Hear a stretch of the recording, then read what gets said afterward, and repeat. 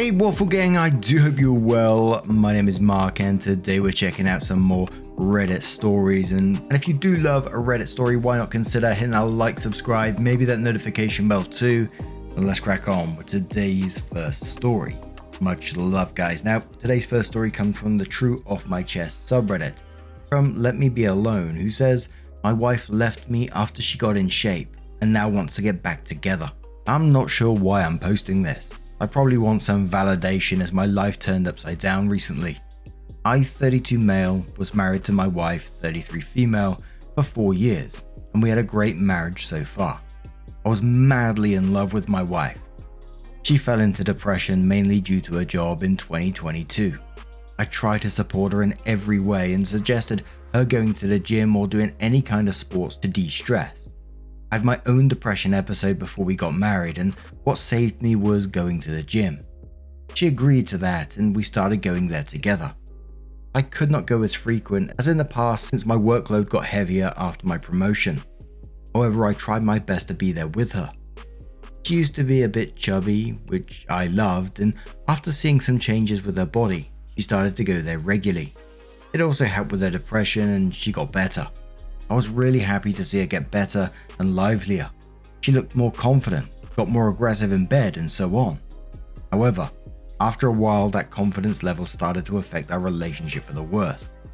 She started going to parties and going outside to a point she completely stopped doing her share in the house. That proceeded with me seeing her getting flirty with a guy at a meetup we went. I communicated my feelings to her and she dismissed these.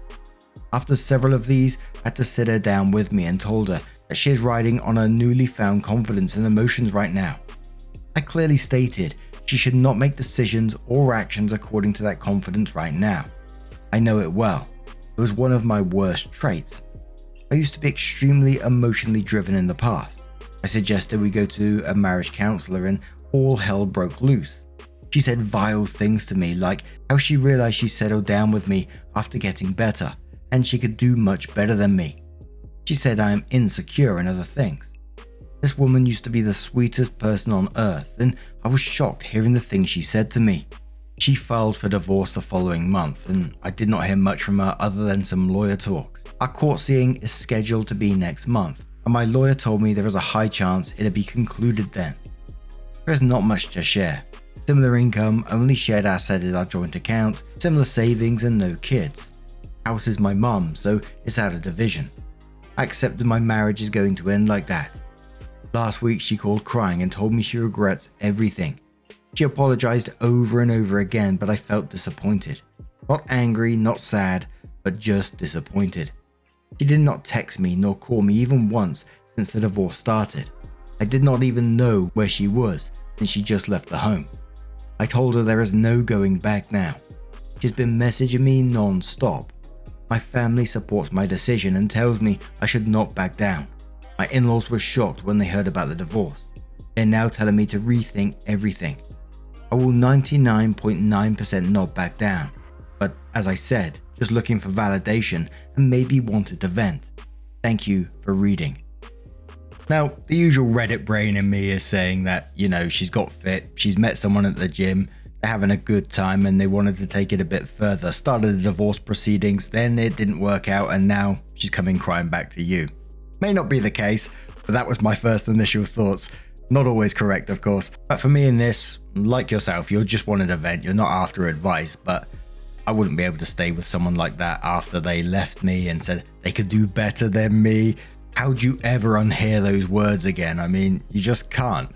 Opie was replying to a comment that was deleted and they said, I did not even understand why she left me after getting in shape. I am in shape too. It's not like I was overweight. It's been a while since going to the gym before we started together, but I was not in bad shape at all. I could probably get back to my shredded years with 1 year of regular workout. Firecracker says, this is it. She just got small talking, enjoyed getting hit on, and just let this random dude smooth talk her into leaving her husband.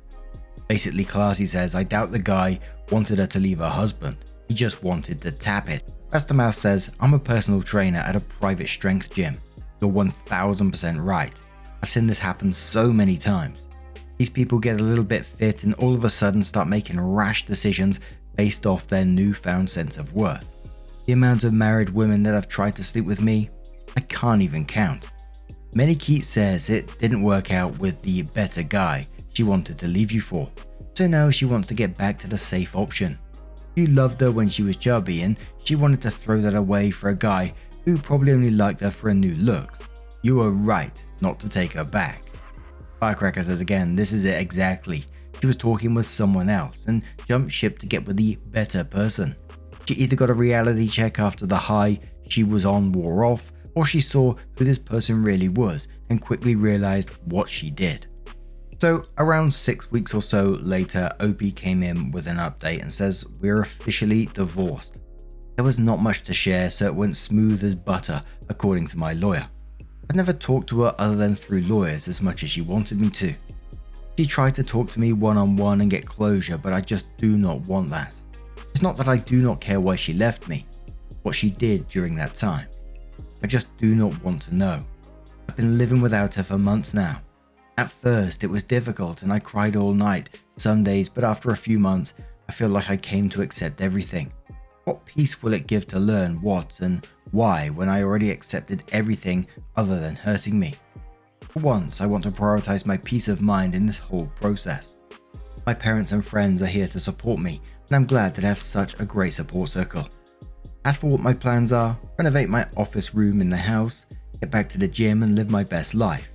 I've been wanting to renovate my office room for a while now, and that's what I'll start with. I started hitting the gym at the same time. I believe my body is good, but I have some extra fat. Dieting proves itself difficult because I am a tiramisu addict. Who isn't? For the dating part, I uploaded a few apps and tried out how I'm doing. I got a decent number of matches but realized I do not feel like doing it right now. I'll focus on my own hobbies, well-being and wants for now. Thank you for all the support and help in the last post. But before we move on, a couple of comments from that update who says, this is Choo Choo who says, when the person who chooses to leave wants closure, just shut the door and keep it shut. They only want to make themselves feel better about their decision, no matter how bad it screwed you over. Bigger and better things to look forward to, OP. All the best. Firecracker says it sounds like she did realize how badly she fucked up and was going to try and convince him to take her back after she ran away and had her fun. Honestly, wouldn't be surprised if it all started from just small statements made to her at the gym and she just ran with it from there. Orange Ogre says, evil tiramisu. It better be worth those extra calories. Opie says it's just too good. I can't. Absolutely. I always find the whole closure conversation a real strange one that can go either way, because I know for myself, and this is only from me personally, I'd want to know what the other person's going to say. It wouldn't change my outcome. I still wouldn't want to be with that person, but I really would want to know what they was going to say. But I think fair play to OP for not wanting to hear it and just moving on with their life. If that works for them, then I think absolutely that's the right choice. But how about you guys on this one? What do you think was happening with his wife? Would you want the closure from it in the end, or would you happily move on, not think about it again, etc, etc? Let us know your thoughts down in the comments below, and let's move on to another story. Now for our next story, it's a story that we covered about 7 months ago, but there is a newer update that we didn't cover then. So I'm going to cover the previous parts of the story as always, and then add the new update on the end. But if you do want to skip parts of it, timestamps are always down in the description and along the timeline below. Thank you. My parents ruined my wedding and I don't think I can get over it. This is from GoddessxM from the Off My Chest subreddit. My now husband and I got married on Halloween, and I'm not okay with how our day went. We didn't want anything big, just close friends and family at the courthouse, dressed in costumes. There was supposed to be 12 adults and 1 child. That was on our guest list. Let's start off with the night before. My husband got sick and he took the whole day to recover to be well. The plan was get my nails done, have my mum French braid my hair, then go home, help him feel better and pack. When I got to my parents' house, my mum informed me that my 2 aunts weren't coming and that she invited my cousin. I didn't want him there firstly. Second, she told me as my dad was on the way to pick him and my sister up.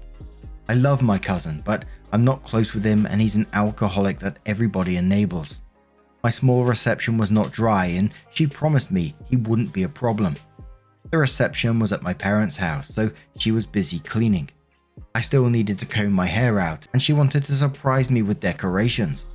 Long story short, we were running low on time as it was 9 PM and I needed to head home to sleep since our wedding was early in the morning. She doesn't start my hair until after her and my cousin start drinking and smoking. I'm already annoyed. I make it home at midnight and still have to check on my hubby and pack. I get to bed at 3 AM and have to be up at 5 AM, but I woke up 30 minutes late. I drive back to her house to get ready and help her get ready.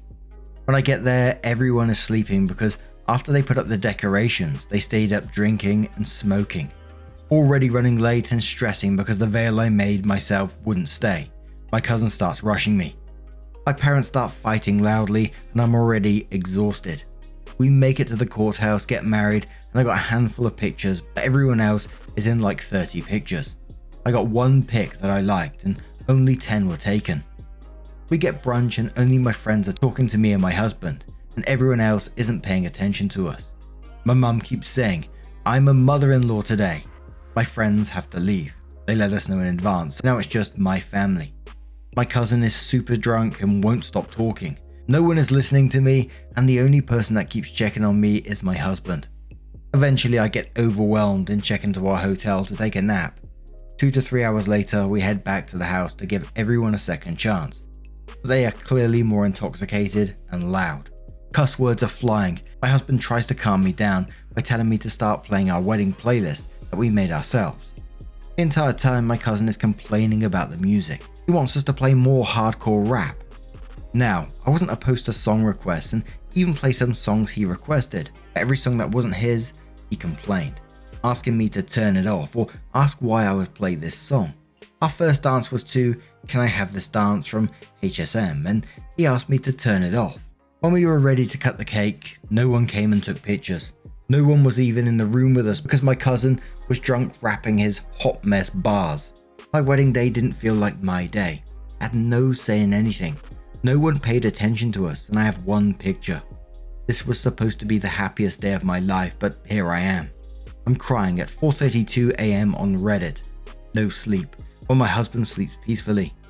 I couldn't tell him earlier because we had to get intoxicated just to deal with him, and he already doesn't like my dad, so I didn't want him to say anything in that situation. And I'll just give you a gist of the comments on this one. A lot of people saying they're sorry that this happened to you. A lot of people saying, next year, just go on a trip, just you and your husband, he's your new family now, etc, etc. But then OP came in with their first update and said, "I posted here about how my parents and cousin ruined my wedding and how I didn't know what to do." So here's the update. After posting here, I tried to get some sleep but couldn't and ended up waking my husband. He and I talked and he told me he felt the same way. I cried all morning until he made me lay down to finally sleep. I maybe got 3 hours of sleep before waking up in incredible pain and feeling nauseous. We checked out of our hotel early and went to the hospital. I had the same sickness he had the day before our wedding. We went back to my parents' house so I could get some real sleep before making the drive home. We did not talk to my parents about it. After talking to our friends, we decided that we would redo the pictures next Wednesday and have a mini party to celebrate. My husband told me to feel my feelings but not to worry about it because he would fix it. I trust that he will. What I hadn't mentioned in my previous post was this was my first wedding and we're having another one next year for everyone to come to, which is why it hurt so much to have my mum do that to me. Neither one of us are particularly close with our families, but as to not have drama, we decided to have a smaller, intimate one this year and the bigger, more extravagant one next year.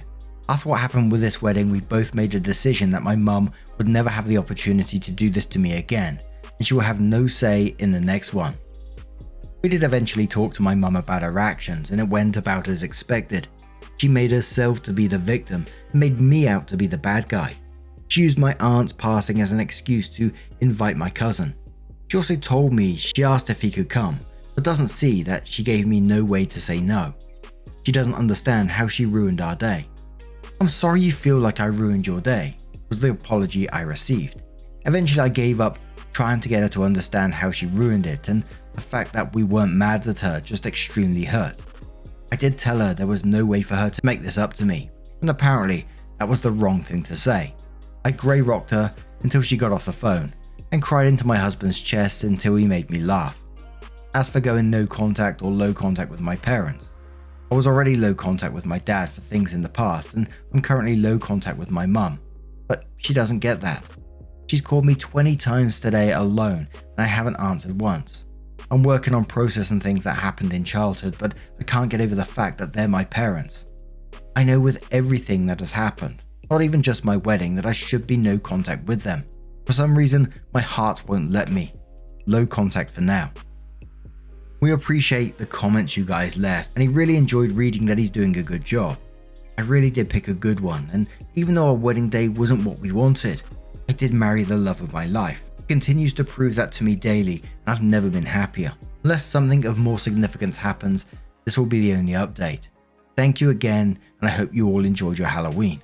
So Phoebe replied to OP and says, I saw the first post and commented, understand your pain and the hard place your mother always puts you in.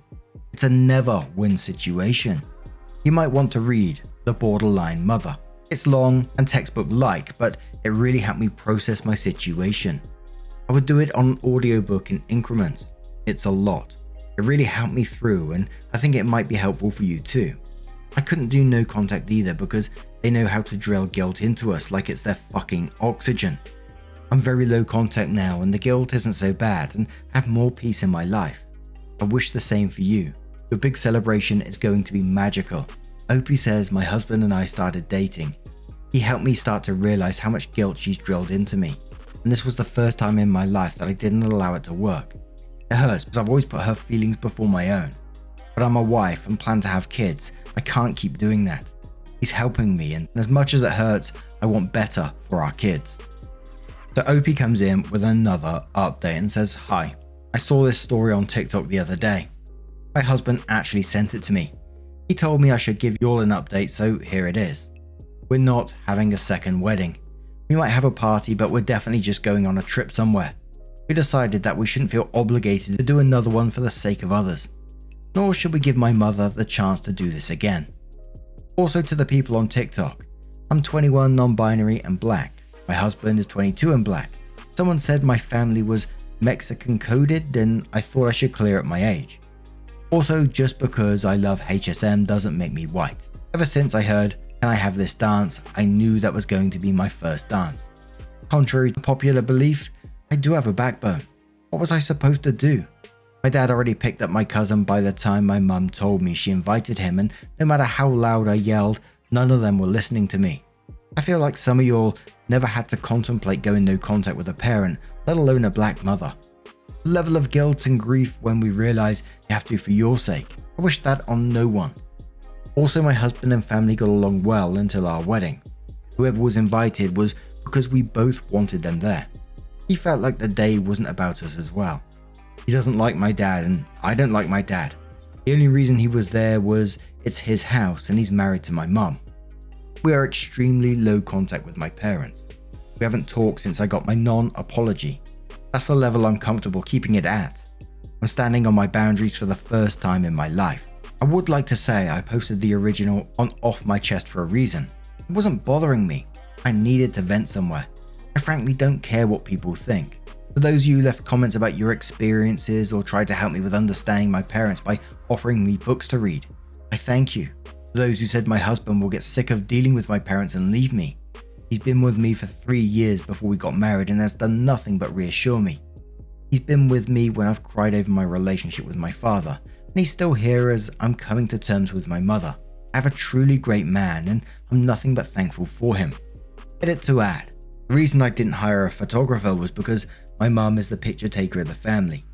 We had an agreement that she would take pictures for me. I wasn't expecting it to go like that. As for a new picture, we did hire a photographer and we'll be taking pictures in early December. A small get together with friends was exactly what we wanted it to be. And it's one of those situations where we see a very small part of someone's lives. So I'm always on the edge when people make these backbone comments, especially when you don't know, someone's past history, the trauma they've been through, etc. I always feel like it's very easy to say to, cut someone out your lives, go no contact, low contact, whatever. And yeah, it is probably the right decision, right? But for that person, what they've had normalized in their life growing up, it's hard to come to terms with that. whether it comes from counseling, you know, comments on Reddit. Sometimes I've seen people get like this moment where they're like, fuck yeah, you know, this isn't normal. And then they go and get therapy, or they read a book that helps them out, where they learn that their parents didn't treat them fairly, or their sibling was a golden child, or something along those lines that gives them that moment to recognize, fuck me, my childhood wasn't normal. Not the same situation as OP, but I realized, you know, some of the situations that I've been in when I was younger wasn't normal. Some of the things that I've seen, like occasionally when I tell a story, and you know, I'm still writing out the wedding eyeball story, but I get people like, what the fuck's that about, Mark? I'm like, what? Did you have something like that happen when you were younger? It's wild. And it's part of the reason why I do love to tell those stories, because some of the reactions from people are like, what? All I can say is fair play to you, OP. And I think, you know, that trip for you and your husband, getting away and being together, like some of the comments said in the previous one, that's your new family there. And I hope, you know, this journey that you're on, realizing about your parents, about your mum especially, I hope you continue to make progress with it, and you know, eventually no contact, because it sounds like in this situation that's definitely what it needs. But what do you guys make of this situation? Let me know your thoughts down in the comments below. And just a huge thank you from the bottom of my heart for getting involved in today's stories. Your love, your support, your time always means the absolute world to me. So thank you so much, and hopefully I'll see you in the next one. Take care and much love. Wake up, get up, stretch my legs, eat some breakfast, milk and eggs, brush my teeth up, wash my face, throw my clothes on, start my day. Wake up, I can smell the smoke from the bacon. Let's go, see the sun shining from the windows. Okay, I know that